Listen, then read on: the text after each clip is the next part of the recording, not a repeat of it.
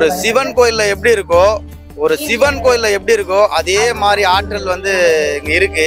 அது ஏழைகள் வாழ நீ செய்த யாகம் பாத்தீங்கன்னா பல்லாயிரம் கோடிக்கு ஒருத்தருக்கு மட்டும்தான் இந்த மாதிரி ஒரு ஆத்மா இருக்கும். இல்ல நெஞ்சங்கள் ஒரு தெய்வ நிலைக்கு தான் மாறிட்டாரு. ஒரு சித்தர்னு சொல்லலாம்.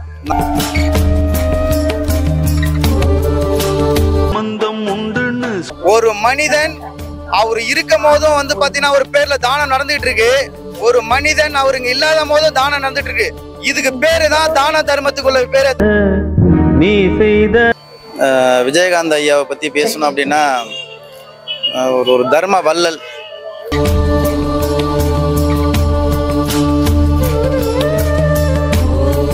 அவர் வந்து பாத்தீங்கன்னா மக்களுக்காகவே பிறந்தவர்.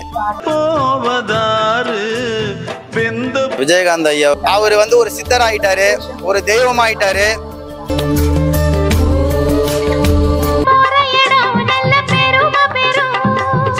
அதுக்கு உதாரணத்துக்கு வந்து பாத்தீங்கன்னா வள்ளல் விஜயகாந்த் ஐயா பத்மபூஷன் அவர்கள், அவருதான் இதுக்கு வந்து அர்த்தமானவர்.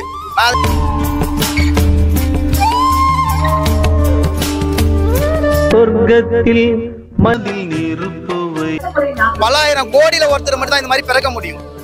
அவர் ஒரு சித்த நிலையா ஆயிட்டாரு. அவர் தானம் தர்மம்னு சொல்லுவாங்க. ஏழைக்காக பிறந்தவர் அவரு.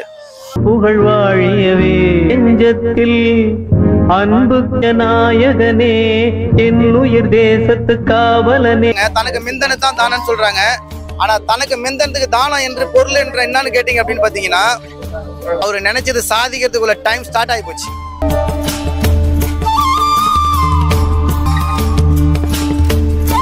அவங்க மத்தவங்க கண்ணுக்கு எப்படி வேணாலும் தெரியலாம். பட் உங்களுக்குள்ளதான் இருக்கிறாரு. உங்களுக்குள்ள எல்லா மனிதருக்குள்ளதான் இருக்கிறாரு.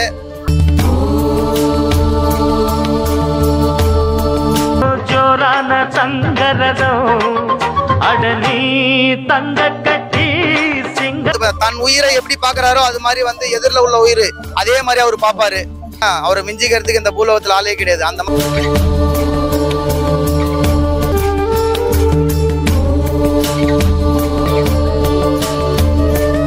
சொல்வே இன்று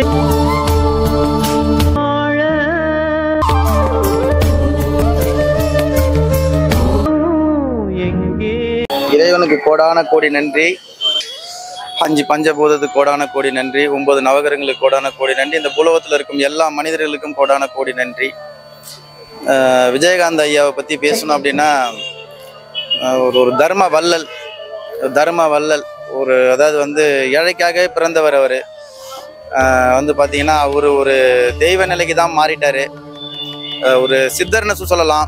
நான் வந்து பார்த்தீங்கன்னா அன்னைக்கு அந்த ஃபர்ஸ்ட் அன்னைக்கு வந்ததோட அன்னைக்கு வந்ததோட சரி. அதன் பிறகு நான் ரெண்டாவது ஒரு வாரத்துக்கு முன்னே வந்து நான் பார்த்தேன். ஸோ உங்கள் ஆற்றல் எப்படி இருக்குன்னு பார்த்தேன். ஒரு சிவன் கோயிலில் எப்படி இருக்கோ அதே மாதிரி ஆற்றல் வந்து இங்கே இருக்கு. அது எங்களை மாதிரி ஆளுங்களால மட்டும்தான் உணர முடியும். அது நான் யாருக்குன்னா இப்போ உணர்த்தி காட்டுறேன். நான் யாருக்குன்னா ஒருத்தருக்கு உணர்த்தி காட்டுறேன். ஆற்றல் அந்த அளவுக்கு வந்து அங்கே இருக்கு, பவர் இருக்கு. பட் ஆனால் வந்து பார்த்தீங்கன்னா இவர் வந்து ஒரு விஷயம் சொல்லணும் அப்படின்னு பாத்தீங்கன்னா தானம் தர்மம்னு சொல்லுவாங்க. ஆனா வந்து தானம் தர்மம்னு சொல்லுவாங்க. ஆனா அதுல ஒரு விஷயம் என்னன்னு கேட்டீங்கன்னா தனக்கு மிந்தனு தான் தானம்னு சொல்றாங்க. ஆனா தனக்கு மிந்தனத்துக்கு தானம் என்று பொருள் என்ற என்னன்னு கேட்டீங்க அப்படின்னு பாத்தீங்கன்னா ஒரு மனிதன் அவர் இருக்கும் போதும் வந்து பாத்தீங்கன்னா ஒரு பேர்ல தானம் நடந்துட்டு இருக்கு. ஒரு மனிதன் அவருங்க இல்லாத போதும் தானம் நடந்துட்டு இருக்கு. இதுக்கு பேரு தான் தான தர்மத்துக்குள்ள பேரே தவிர மற்றபடி தனக்கு வச்சுக்கிட்டு நம்ம செலவு பண்ணணும் அப்படின்னு கிடையாது. இன்னைக்கு செலவு வச்சுக்கிட்டு நாளைக்கு செலவுக்கு வச்சுக்கிட்டு அதுக்கு தகுந்த மாதிரி செலவு பண்ணணும் அப்படின்னு நினைக்கிறாங்க. தனக்கு வச்சுக்கிட்டு அப்புறமா தனக்கு முன்ன தான் தானம் தர்மம் பண்றாங்க. அது கிடையவே கிடையாது. அதுக்கு உதாரணத்துக்கு வந்து பாத்தீங்கன்னா வள்ளல் விஜயகாந்த் ஐயா பத்மபூஷன் அவர்கள், அவருதான் இதுக்கு வந்து அர்த்தமானவர். நான் அது நல்லா பார்த்துட்டேன். ஏன்னா நான் வந்து ஓப்பனா சொல்ல போனா பொலிட்டிக்கலும் கிடையாது, நான் வந்து ரசிகரும் கிடையாது. அவர் ஆத்மா, அதாவது வந்து பாத்தீங்கன்னா பல்லாயிரம் கோடிக்கு ஒருத்தருக்கு மட்டும்தான் இந்த மாதிரி ஒரு ஆத்மா இருக்கும். இல்லைன்னா நான் தேடி நான் வந்து வரமாட்டேன். அதனால வந்து பாத்தீங்கன்னா அவர் வந்து பாத்தீங்கன்னா அவர் நினைச்சது ஒரே ஒரு விஷயத்த மட்டும் நான் சொல்ல விரும்புகிறேன். அவர் நினைச்சது சாதிக்கிறதுக்குள்ள டைம் ஸ்டார்ட் ஆகி போச்சு. அது அவர் ஸ்டார்ட் ஆகி போச்சு. அவங்க மற்றவங்க கண்ணுக்கு எப்படி வேணாலும் தெரியலாம். பட் ஆனா வந்து பாத்தீங்கன்னா அவர் அமைதியா இருந்து காரியத்தை சாதிக்கிறாரு. பட் ஆனா வந்து பாத்தீங்கன்னா அவர் ஒரு மனிதன் வந்து பலாயிரம் கோடியில ஒருத்தர் மட்டும் தான் இந்த மாதிரி பிறக்க முடியும். அவர் ஒரு சித்த நிலையா ஆயிட்டாரு. அவருக்கு அதாவது வந்து பாத்தீங்கன்னா நம்ம உங்களுக்குள்ளதான் இருக்கிறாரு. உங்களுக்குள்ள எல்லா மனிதருக்குள்ளதான் இருக்கிறாரு. அவரை பத்தி பேசுனா ரொம்ப பெருசா பேசலாம்.